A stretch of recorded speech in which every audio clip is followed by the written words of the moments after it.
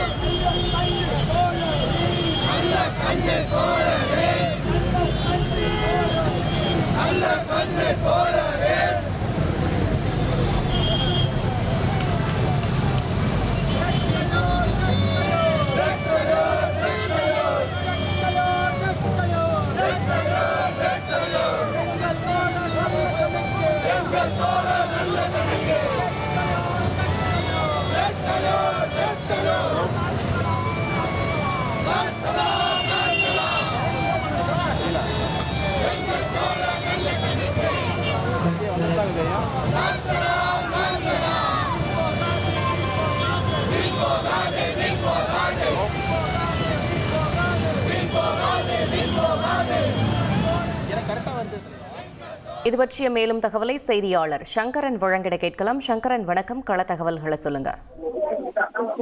வணக்கம். தமிழகத்தின் முதுபெரும் அரசியல் தலைவரும் பொது உடைமை கட்சியின் மூத்த தலைவருமான ஆர் நல்லகண்ணு உடல் நலம் குன்றிய நிலையில் சென்னை அரசு பொது மருத்துவமனையில் சிகிச்சை பெற்று வந்த நிலையில் இன்று நண்பகலில் அவர் காலமானார். தற்போது அவரது உடலானது சென்னை அரசு பொது மருத்துவமனையில் இருந்து தற்போது கட்சியுடைய மாநில தலைமை அலுவலகம் அமைந்திருக்கக்கூடிய பாலன் இல்லத்திற்கு தியாகராய நகர் ராஜகணேசன் சாலையில் அந்த மாநில கட்சி அலுவலகம் அமைந்திருக்கிறது.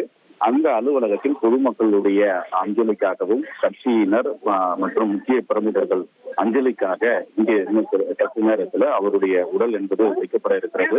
இதற்காக நல்லகண்ணுவின் உடலானது சென்னை அரசு பொது மருத்துவமனையிலிருந்து தற்போது ஒரு ஊர்வலமாகவே அங்கிருந்து புறப்பட்டு வந்து கொண்டிருக்கிறது. இன்னும் ஒரு சற்று நேரத்தில் ஒரு 15 நிமிடங்களுக்கு முன்னாக இங்கே பாலன் இல்லத்திற்கு வந்தடையும் என்று எதிர்பார்க்கப்படுகிறது. அரசு பொது மருத்துவமனையிலிருந்து நூற்றுக்கணக்கான கட்சியினர், நிர்வாகிகள், இளைஞர்கள் என்று அவரது உடலுக்கு பின்னாலேயே ஒரு ஊர்வலமாக திரளாக வந்து கொண்டிருக்கிறார்கள்.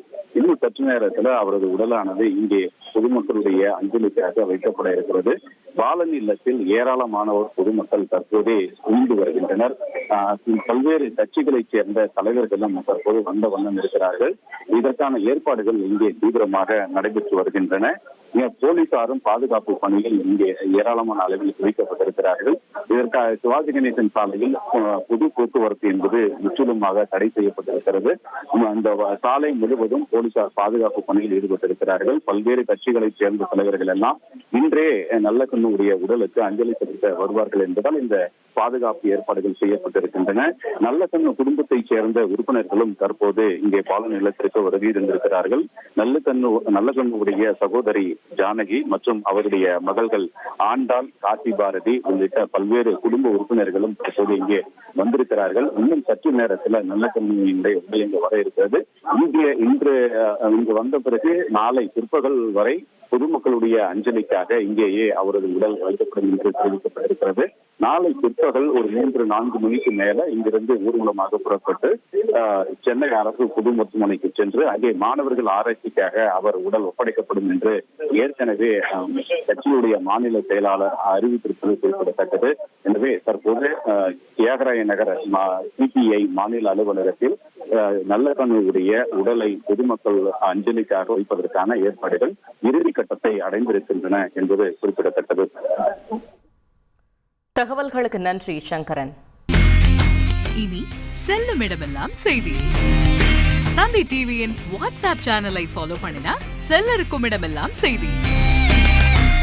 இதோ QR கோட் இப்பவே ஸ்கேன் பண்ணு.